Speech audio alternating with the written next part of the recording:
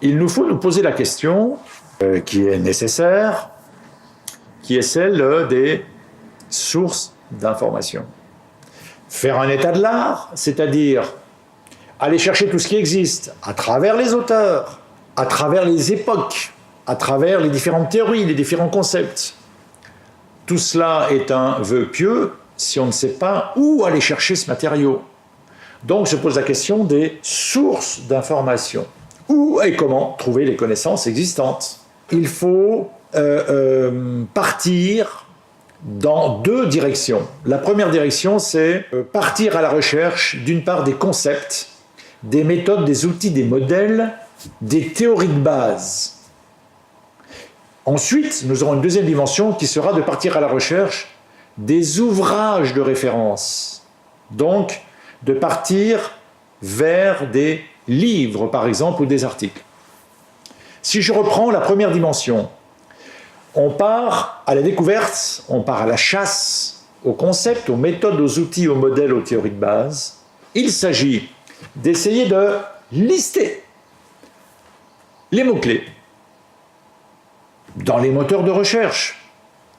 Et à ce moment-là, on va voir apparaître une foule de sources possibles.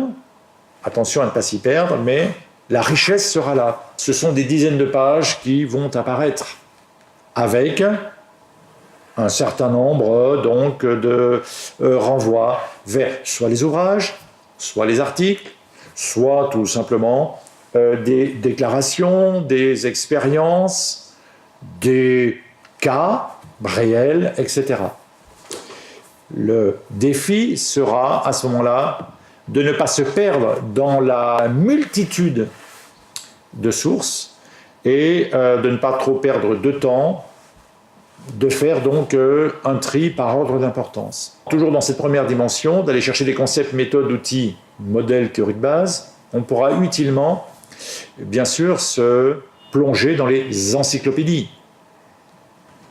type Encyclopædia Universalis, qui vont nous renvoyer, à partir de mots, de méthodes, de concepts, vers des théories, vers des auteurs. On peut, bien entendu, utiliser des dictionnaires de spécialité, qui là aussi vont nous permettre d'ouvrir un domaine d'étude et de nous faire rebondir vers des auteurs, des théories, d'autres concepts qui sont liés. N'hésitons pas à utiliser des sites Internet dédié aux sciences de gestion, avec toute la prudence nécessaire. Utilisons des sites de rassemblement de théories, d'auteurs, de méthodes.